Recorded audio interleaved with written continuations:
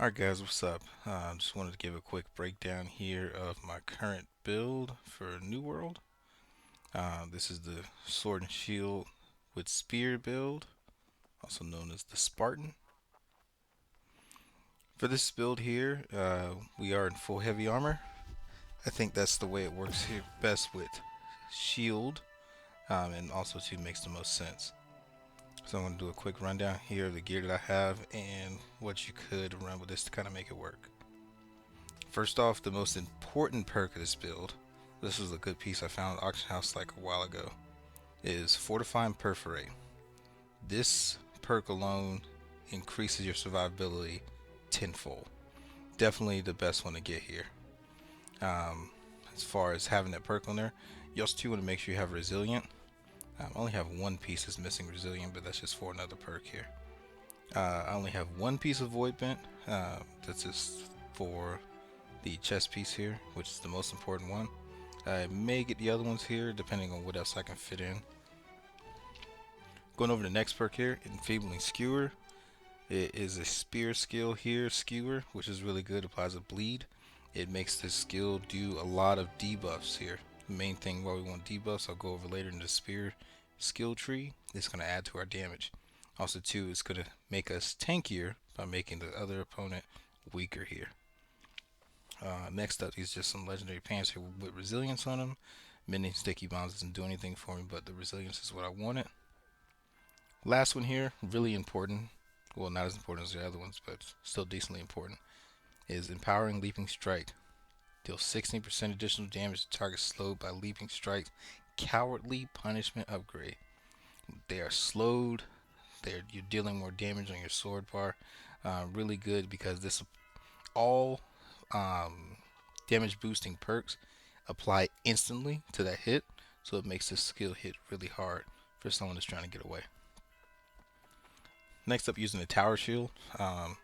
I really like this skill here, Defiant Stance, Accelerated Defiant Stance.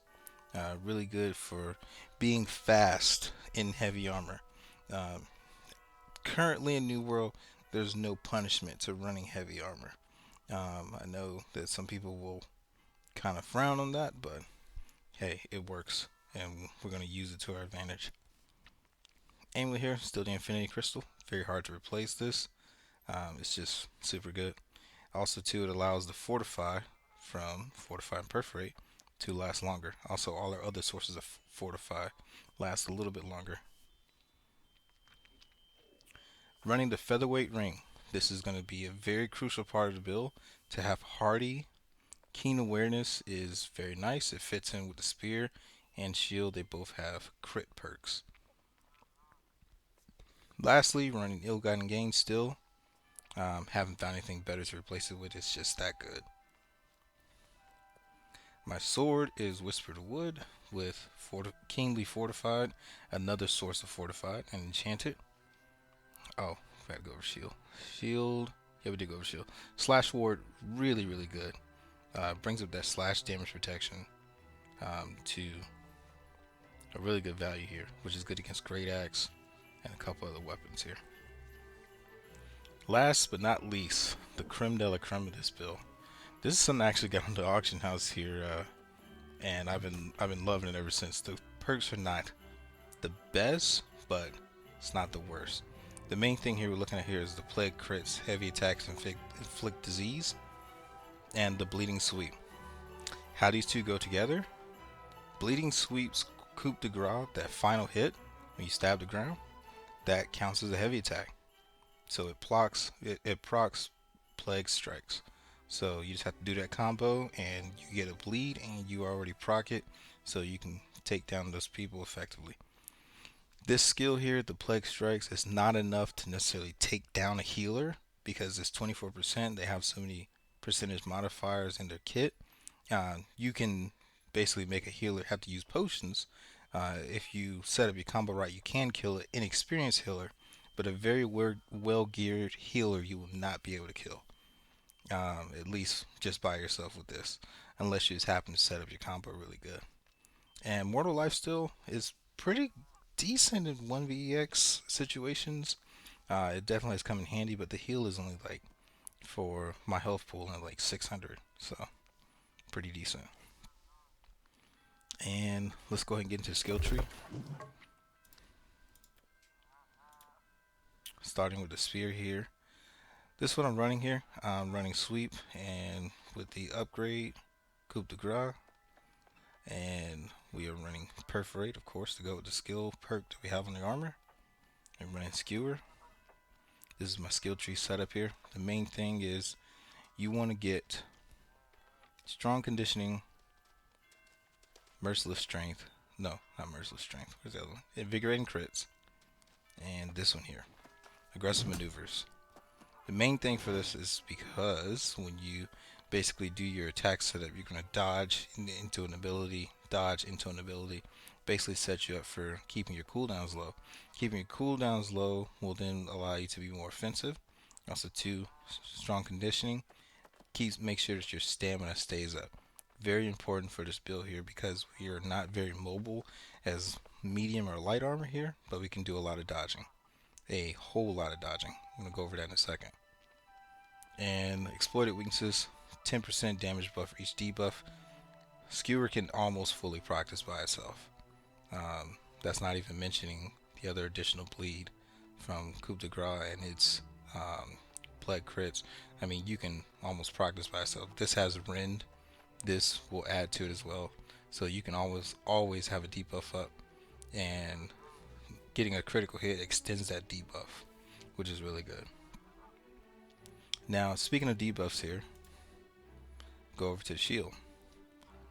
I'm not running a special here because I need a lot of things here from this tree, and this one is in my opinion, is wasted. So I don't really like it too much here. If I'm in a group, I run leadership. That 10% damage buff is really good, and I stack more damage passives here in this tree. I still keep the same skills. As far as one that's really highly looked over, freeing justice. In some of the gameplay videos, you'll see me do this a lot here. If I get hit with a bunch of debuffs, or if I get hit with like another opponent using perforate that gives like a rend on me, or if I get hit with a rain of arrows, I will instantly look at the nearest thing I can heavy attack and heavy attack them. It will instantly cleanse that debuff. This is amazing, especially going up against Void Gauntlet, anything that gives any kind of debuff. If you get hit with a rending shockwave, I mean, this will take that off and add to your survivability. Another one here that in the sword tree is very overlooked. People were raving about King Speed and the buff it got. Sword and Shield has this built in. On a critical, gain 20% haste. This is really good for if you get a hit, it's a backstab and you're trying to get away. It instantly boosts your speed. Along with accelerated defiant stance and the actual leaping strike here, you can cover a lot of ground very quickly with Sword and Shield. Shield bash, this is the bread and butter, the combo setup. It's a leaping strike into a shield bash into whatever you want to do. It's you can go into a skewer, you can knock them down with a sweep, basically set up a whole combo. The combo is very fluid, more so than the previous build I was running with Great Axe, where the combo was always leaping strike, shield bash, into like a backstab execute. The passives you want to have here for blocking. The main point of the sword and shield bar is not necessarily for damage, but it's to slow your opponent and be a little bit defensive. So I have Defiant Stance here, upgrade it with the recuperation perk here, which increases all healing. On this bar, all food, regeneration, everything gets buffed by 10%, which is really good. This is another source of fortify. We have a lot of fortify on this build, which also that adds to our survivability. And fortify from different sources does seem to stack. You'll see 2 of them on your status bar. This one right here, just getting a block. What I usually do, blocking in this game in PvP is not very beneficial, but tap blocking is. You see an attack coming that you know you can block and take the hit and not be too far out of stamina. You hold up block for a second, get that tap. If they're shooting arrows at you, get a tap from that arrow, procs fortify for 5 seconds. Well, 6 seconds with the 14% increase of fortify. Defiant Stance is bread and butter, very good. If you're above 50% health, it actually makes that 50%. So it's a 30% plus 50%. This one here, one with the shield. When you block an attack with your shield, the tap blocking, this has a very long cooldown, 43 seconds. You can basically make this a lot less and come up a lot quicker. Also too, with how much stamina we have and how much we can actually move and be mobile. 10% reduced from all magical attacks needed against Void Gauntlet. As far as the other one here, Sturdy Shield, 15% physical armor. That's all of that. Attribute points. Here's where it gets really interesting. So we at least run 200 Constitution. The main thing is to increase the armor. It stacks with this one here from Sturdy Shield to take care of our physical resistance. This is a little bit tricky, but I'd rather do it on physical resistance because a rend can take that down to almost nothing. But the gems and resistance here from magical resist, you cannot negate passives that are percentage based. Well, at least directly. Going back to the attributes here, I'm only running 170-ish dex and 100 strength. Main reason for this, you want the passive for 5% melee light attack, 10% melee heavy attack. Remember, Spear's coup de grace final attack counts as a heavy attack. Also too, you have the perk on there for plague strikes. Heavy attacks put the debuff on everybody. So you want to make sure you're doing a lot of damage in that heavy attack to make it meaningful. The dexterity adds crit. Sword and shield and spear both have crit on them. This game's gonna try to kick me out. Sword and shield both have crit on them. That's always needed. 5% thrust damage. The heavy attack. Sword and shield is a pretty all-arounder. The light attacks are slash. The heavy attacks are thrust damage. Shield bash is strike. It's just really good all the way around. Cover a lot of bases. But you mainly want it for thrust for the heavy attack on sword and shield, for cleansing yourself, and then the heavy attack on spear. Matches up really good. This one here, the 150 passive, is a must-have. You at least gotta have 100 in strength, 150 in dex. The main thing is dodge costs 10 less stamina. Well, with the ring we have here, with Hardy on it, you get 9% max stamina. That means I can dodge 3 times in heavy armor. I can also block once, dodge, block again, dodge, still be blocking.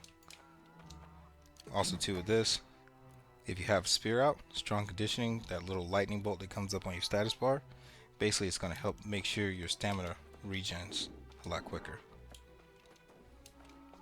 Therefore you can stay in the fight and stay aggressive. That's pretty much it for the stats here and weapons.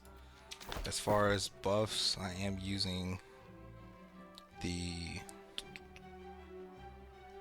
turkey thigh with pan gravy and spiced wild berries, mainly because it's a good stat split food and because of the rabbits. To make this rabbit stew here is very expensive on my server because the rabbit is used in a lot of other things.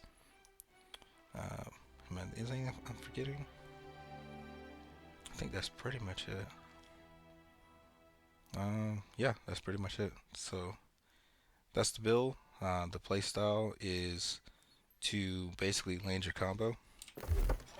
Let's go over combo quickly.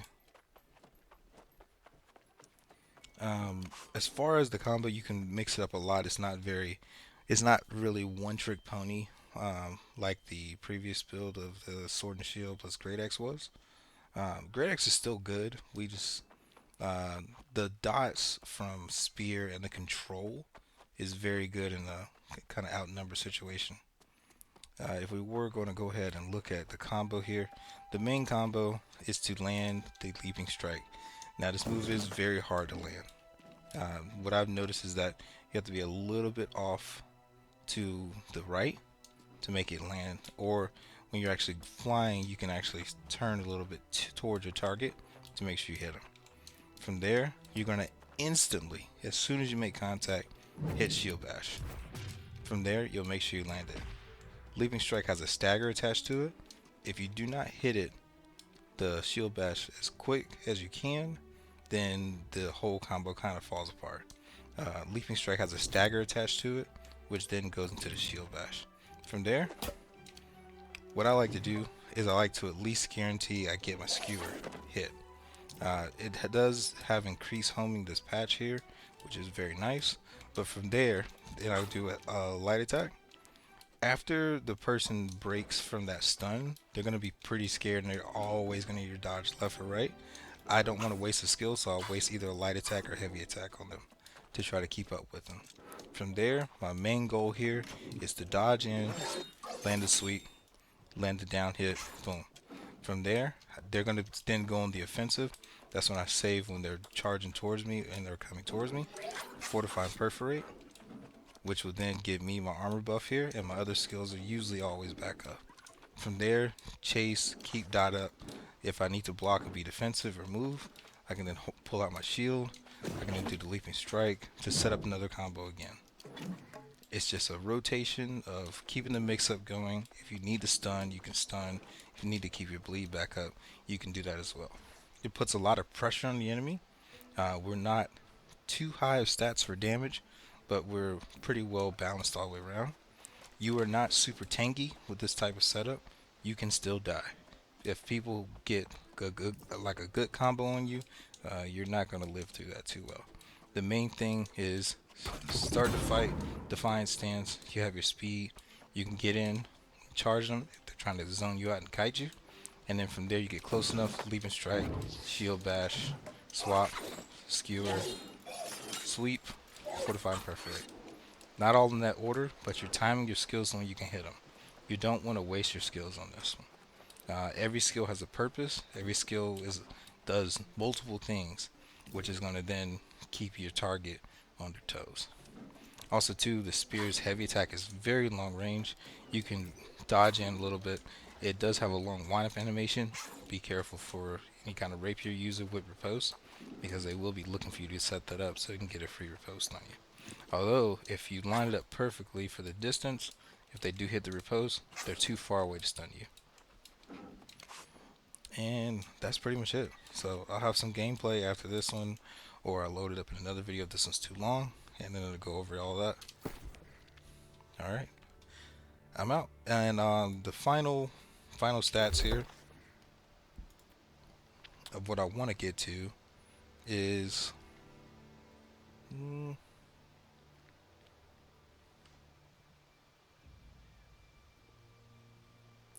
I think I will be very happy when they make it so shield stats add to your actual stat sheet, or just make the sword have all the actual stats on it. That would be very nice, but that may come at a later date. I think the stat priority here would be, I don't think you can reach. I think you probably could reach about, you can do 300. It's only 450. Yeah. I would say try to get as high dex as you can here. Just make sure you prioritize at least 100 strength, because this splitter here is working out for me very well. All right. Now I'm out. Catch you guys later.